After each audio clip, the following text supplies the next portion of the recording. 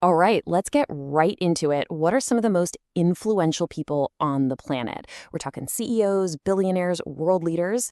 What are they saying about AI and your job?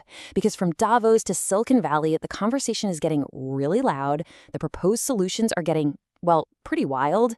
And the rules for just staying in the game, they're being completely torn up and rewritten.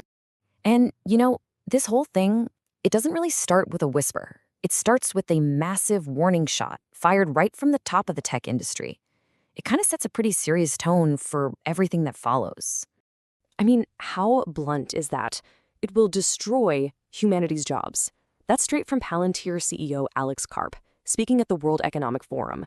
And get this, the guy saying this, he actually holds a PhD in philosophy. So when he says that skills from the humanities are going to be incredibly hard to market in an AI world, man, that carries some serious weight. And if you're thinking, okay, but this is some far-off theoretical problem, think again. 55,000. That's the number of jobs expected to be lost to AI in 2025 alone.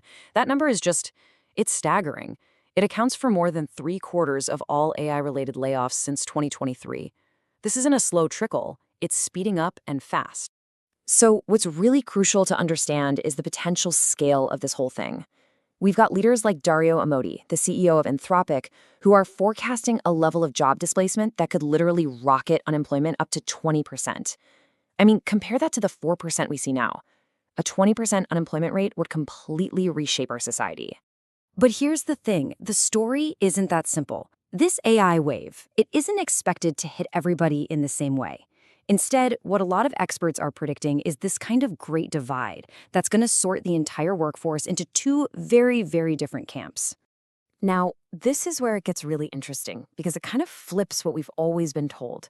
For decades, right, the safe bet was the white-collar office job.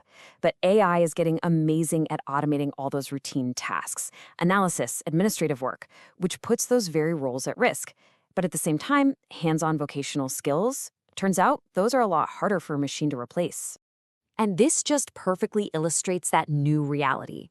Alex Karp points specifically to vocational technicians, the people who are physically building batteries and other components. Their skills are tangible, they're adaptable, and you can't just replicate them with a large language model. In his eyes, their value is about to go through the roof. So let's zoom out for a second to the global picture. This projection from Goldman Sachs gives us a really good sense of the scale. They figure about 14% of all jobs worldwide could be seriously impacted by AI automation. To put that in perspective, that's roughly 1 out of every 7 workers on the planet facing a massive change to their career. Okay, this right here might be the single most alarming prediction for the next generation. Think about the traditional career ladder, right? You start at an entry-level job, you learn the ropes, you work your way up. Well, what happens if that bottom rung is just sawed off? If almost half of those gateway jobs just vanish? How do young people even get their start? All of this naturally leads to this huge question about societal responsibility. If these predictions are even a little bit right, the disruption is going to be massive. So what are the people at the top actually proposing we do about it? Exactly. That's the billion-dollar question. And faced with the potential for what JPMorgan CEO is calling civil unrest, these leaders, well, they're not just pointing out the problem anymore. They're starting to float some really big, and in some cases, pretty radical solutions. Take Jamie Dimon, the CEO of America's biggest bank. He's laid out this very pragmatic 3-step plan. It's a structured approach. First, you retrain people with new skills. Second, you help them relocate to where the new jobs are. And third, you give them some financial support while they make that transition. He's even saying he'd be open to government stepping in to stop mass layoffs. But not everyone's sold on the idea that retraining programs are going to be enough. Geoffrey Hinton, who's literally called the godfather of AI, he points to a much deeper systemic problem. He's basically saying that unless we change how wealth is distributed, AI is just naturally going to make a few people incredibly rich and a whole lot of other people poor.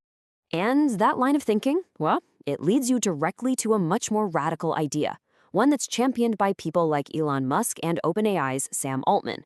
It's called Universal Basic Income, or UBI. The idea is pretty simple. If AI creates all this unbelievable wealth but gets rid of most human jobs, the solution is just to give that money directly to people with no strings attached. So, beyond these big societal safety nets, the conversation is also shifting to what's expected from every single one of us in the workforce. There's this new mandate, a new baseline for what it even means to be a professional anymore.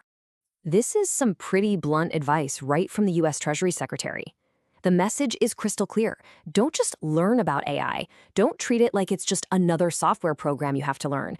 You have to immerse yourself in it. It's like a whole new environment you have to learn to live and work inside of. And this definition just nails what it means to be an AI native. It's not about being a coder or a data scientist. It's a total mindset shift. It's about instinctively reaching for AI to solve problems, the same way you might open a web browser or a spreadsheet today. It's just the default tool. Wow, this statement from the head of NVIDIA, it really just sums up the entire shift. For years, the advice was learn to code, learn to code. Now, Jensen Huang is arguing that AI is the new programming language. The most important skill isn't writing perfect syntax anymore. It's being able to clearly and effectively tell an AI what you want it to do. So ultimately, the consensus from all these leaders is that sitting on the sidelines, that's just not an option anymore. Adaptation is no longer optional. The ground is literally shifting under our feet. And that leaves one last really crucial question for every single one of us to think about. Not for the future, but for right now. Thank you for watching this episode of the AI Job Apocalypse. As we've seen, the traditional job market is being dismantled in real time. Whether it is Amazon cutting 30,000 corporate roles, or Palantir CEO Alex Karp warning that humanities degrees are now hard to market, the rules of employment have changed. The consensus from Davos to the US Treasury is clear. The only way to survive this shift is to stop being a traditional worker and become an AI native. We are entering an era where vocational technicians may become more valuable than elite scholars, and where the government might eventually have to step in with universal high income just to keep society stable. If you found this breakdown helpful, please like this video and subscribe to the channel. We are tracking the AI labor shift every week to help you stay ahead of the curve. Drop a comment below. Do you agree with Jamie Dimon that we need government guardrails to prevent civil unrest? See you in the next episode.